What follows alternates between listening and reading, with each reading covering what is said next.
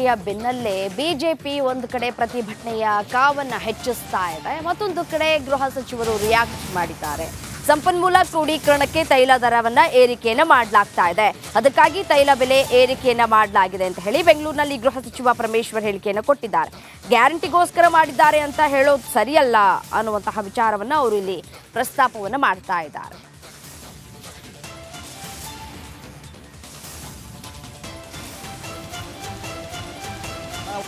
ಏರ್ಸಿದ್ದೀವಿ ಅಂದರೆ ನಾವು ಸುಮ್ಮನೆ ಏನೋ ಇಷ್ಟಕ್ಕೆ ಬಂದಂಗೆ ಏರ್ಸಿದ್ದೀವ. ನಾವು ಯಾವ ಕಾರಣಕ್ಕೆ ಏರ್ಸಿದ್ದೀವಿ ಅನ್ನೋದನ್ನು ಕೂಡ ಅವರು ಅರ್ಥ ಮಾಡ್ಕೊಳ್ಬೇಕು. ಇವತ್ತು ರಿಸೋರ್ಸ್ ಮೊಬಿಲೈಸೇಷನ್ ಮಾಡಬೇಕು, ರಾಜ್ಯದಲ್ಲಿ ಅಭಿವೃದ್ಧಿಗಳಾಗಬೇಕು. ಅದಕ್ಕೋಸ್ಕರ ಹೆಚ್ಚು ಹಣವನ್ನು ನಾವು ಸಂಗ್ರಹಣೆ ಮಾಡ್ತಕ್ಕಂಥದ್ದು ಅಗತ್ಯ ಇದೆ. ಅದು ಈ ಸಂದರ್ಭಕ್ಕೆ ಅಗತ್ಯ ಇದೆ, ಅದಕ್ಕೋಸ್ಕರ ನಾವು ಮಾಡಿದ್ದೀವಿ. ಇವರು ಹಿಂದೆ ಮಾಡಿದಾಗ ನಾನು ಹೇಳಿದ್ನಲ್ಲ, 14 ಬಾರಿ ಕೇಂದ್ರ ಸರ್ಕಾರ ಹೆಚ್ಚು ಮಾಡಿದಾಗ ಬ್ಯಾರೆಲ್ ಬೆಲೆ ಎಷ್ಟಿತ್ತು. ಏರ್ಸಿದ್ದೀವಿ ಅಂದರೆ ನಾವು ಸುಮ್ಮನೆ ಏನೋ ಇಷ್ಟಕ್ಕೆ ಬಂದಂಗೆ ಏರ್ಸಿದ್ದೀವ. ನಾವು ಯಾವ ಕಾರಣಕ್ಕೆ ಏರ್ಸಿದ್ದೀವಿ ಅನ್ನೋದನ್ನು ಕೂಡ ಅವರು ಅರ್ಥ ಮಾಡ್ಕೊಳ್ಬೇಕು. ಇವತ್ತು ರಿಸೋರ್ಸ್ ಮೊಬಿಲೈಸೇಷನ್ ಮಾಡಬೇಕು, ರಾಜ್ಯದಲ್ಲಿ ಅಭಿವೃದ್ಧಿಗಳಾಗಬೇಕು. ಅದಕ್ಕೋಸ್ಕರ ಹೆಚ್ಚು ಹಣ. ಕೋಡಿಯಲ್ಲಿ ವೈದ್ಯನ ಕರಾಳ ಮುಖ ಬಯಲಾಗ್ತಾ ಇದೆ. ಫೇಕ್ ಡಾಕ್ಟರ್ ಅಂತ ಗೊತ್ತಿದ್ರು ಆರೋಗ್ಯ ಇಲಾಖೆ ಏನ್ ಮಾಡ್ತಾ ಇತ್ತು ಅನ್ನುವಂತಹ ಪ್ರಶ್ನೆ ಇದೀಗ ಬಗೆದಷ್ಟು ಹೊರಬರ್ತಾ ಇದೆ. ಡಾಕ್ಟರ್ ಕರಾಮತ್ತು ಅಬ್ದುಲ್ ಗಫಾರ್ ಲಾಡಾ ಖಾನ್ ಬೆನ್ನು ಬಿದ್ದಿದೆ ಖಾಕಿ. ಕಿತ್ತೂರು ತಾಲೂಕಿನ ತಿಗಡೊಳ್ಳಿಹಳ್ಳಿ ಪರಿಶೀಲನೆಯನ್ನು ನಡೆಸಲಾಗ್ತಾ ಇದೆ. ಹೂತು ಹಾಕಿದಂತಹ 3 ಭ್ರೂಣಗಳ ಕಳೆಬರಹ ಪತ್ತೆಯಾಗಿದೆ. ಆರೋಗ್ಯ ಇಲಾಖೆಗೆ FSL ರವಾನೆ ಕೂಡ ಮಾಡಲಾಗಿದೆ. ನಕಲಿ ವೈದ್ಯನ ಆಸ್ಪತ್ರೆಯಲ್ಲಿ ಅಧಿಕಾರಿಗಳು ಪರಿಶೀಲನೆ ನಡೆಸ್ತಾ ಇದ್ದಾರೆ. ಸೋಮವಾರಪೇಟೆಯ ಗಾಫರ್ ಆಸ್ಪತ್ರೆಯಲ್ಲಿ ತಲಾಶ್ ನಡೆಸಲಾಗ್ತಾ ಇದೆ. ನಕಲಿಯಾಗಿದ್ರು ಅಸಲಿ ವೈದ್ಯರು. ನಡಿ ಈಗ ಶುರು ಮಾಡೋಣ.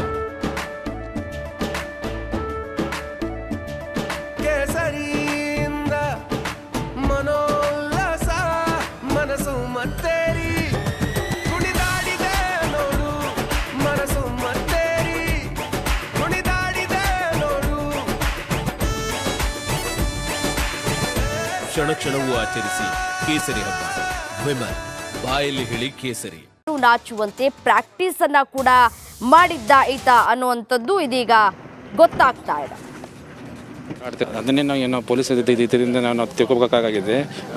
ಇದ್ರ ಬಗ್ಗೆ ನಾವು ಸಕ್ಷಮ ಅಧಿಕಾರಿ ಒಬ್ಬರಿಗೆ ನಾವು ನೋಟಿಸ್ ಕೂಡ ಕೊಡ್ತಾ ಇದ್ದೀನಿ. ನಾನು ತುಂಬ ಇದೆ ತುಂಬ ಸುಮಾರು ಈ ಥರ ಅನ್ರಿಜಿಸ್ಟರ್ಡ್ ನಮ್ಮ ಗಮನಕ್ಕೆ ದಿನ ಬರುತ್ತೆ. ಒಂದು ತಾಲೂಕಿಗೆ ಸುಮಾರು ಏನೆಲ್ಲ 100-150 ಮಟ್ಟ ಇದೆ. ಸೊ ಎಲ್ಲ ನಮ್ಮ ತಾಲೂಕು ಅಧಿಕಾರಿ ಅದೇ ಸ್ಟ್ರಿಕ್ಟಾಗಿ ಹೇಳ್ತಾ ಇದ್ದೀನಿ, ನೀವು ಸಕ್ಷಮ ಅಧಿಕಾರಿಗಳು ಆಗ್ತೀರಿ ನೀವು. ಸೊ ನೀವು ನಿಮ್ಮ ಕೆಲಸ ಇದು ಅದು ಇಂಪಾರ್ಟೆಂಟ್. ಇದು ನೀವು ಇವರೆಲ್ಲ ಪೇಷಂಟ್ ಜೊತೆ ಆಟ ಆಡ್ತಿರ್ತಾರೆ. ಸೊ ಸ್ಟ್ರಿಕ್ಟಾಗಿ ಇಂಪ್ಲಿಮೆಂಟ್ ಮಾಡಿ ಅಂತ ಹೇಳ್ತಾ ಇದ್ದೀವಿ. ಇವಾಗ ನಾವು ಅದಕ್ಕೆ ನಾವು KP ವತಿಯಿಂದ ಅಥವಾ ನಮ್ಮ ಇದರಿಂದ ನಾವು ಸ್ಟ್ರಿಕ್ಟಾಗಿ ನಾವು ಎಲ್ಲ TH ಒಳಗೆ ಒಂದು ಮೀಟಿಂಗ್ ಮಾಡಿಬಿಟ್ಟು ಎಲ್ಲ ಅಂತ ಏನು ಕಂಡು ಬರ್ತಾರಲ್ಲ ಇಮಿಡಿಯೇಟ್ಲಿ ಸ್ಟ್ರಿಕ್ಟ್ ಆ್ಯಕ್ಷನ್ ತಗೋಂತ ನಾವು ಇವಾಗ ಆಲ್ರೆಡಿ ನಾವು ಸುಮಾರು ಟೈಮ್ ಹೇಳಿದ್ದೀವಿ. ಮತ್ತು ನಾಳೆಗೆ ಮತ್ತೆ ಇನ್ನೂ ಸ್ಟ್ರಿಕ್ಟ್ ನೋಟಿಸ್ ಇಶ್ಯೂ ಮಾಡ್ತೀನಿ ಎಲ್ಲರಿಗೂ. ಅದನ್ನೇ ನಾವು ಏನೋ ಇದೇ ವಿಚಾರಕ್ಕೆ ಸಂಬಂಧಪಟ್ಟಂತೆ ಮತ್ತಷ್ಟು ಡೀಟೇಲ್ಸ್ ಕೊಡ್ತಾರೆ ನನ್ನ ಕಲೀಗ್ ಮೈಲಾರಿ ನೇರ ಸಂಪರ್ಕದಲ್ಲಿದ್ದಾರೆ. ಏನು ಮೈಲಾರಿ, ಈತ ನಕಲಿ ವೈದ್ಯ ಅನ್ನೋದು ಹೇಗೆ ಗೊತ್ತಾಯ್ತು? ಕಳೆದ 15 ವರ್ಷಗಳಿಂದ ಈತ ವೃತ್ತಿಯಲ್ಲಿದ್ದಾನೆ, ವೈದ್ಯ ವೃತ್ತಿಯಲ್ಲಿದ್ದಾನೆ. ಆರೋಗ್ಯ ಇಲಾಖೆ ಏನ್ ಮಾಡ್ತಾ ಇತ್ತು ಅನ್ನುವಂತಹ ಪ್ರಶ್ನೆ ಡೀಟೇಲ್ಸ್ ನೀಡ್ತಾ ಹೋಗೋದಾದ್ರೆ.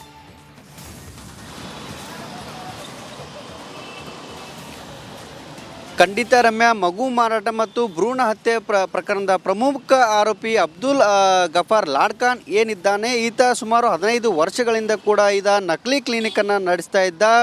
ಆದರೆ ಕಳೆದ ಜೂನ್ 10ರಂದು ಅಷ್ಟೇ ಈ ಒಂದು ಪ್ರಕರಣ ಬೆಳಕಿಗೆ ಬಂದಿತ್ತು.